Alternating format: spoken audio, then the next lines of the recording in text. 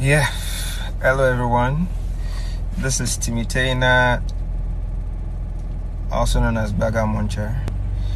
First off, thanks to everyone who has tried to check up on me. As you know, I've been away for about 3 months, and I try to get back to Instagram, content creation, comedy, and all of that. Sometime last week, I tried to log into my Instagram. I was able to log into my Instagram. I was going through my Instagram, and I got a message, a pop-up saying I should verify my identity. I did that. Let's say 24 hours. After 24 hours, my account got disabled. It's crazy. I don't know.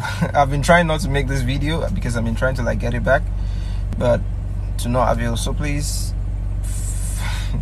follow me here. I'm here at the moment, and if you have any help you can render in getting my account back, please, I'll appreciate it.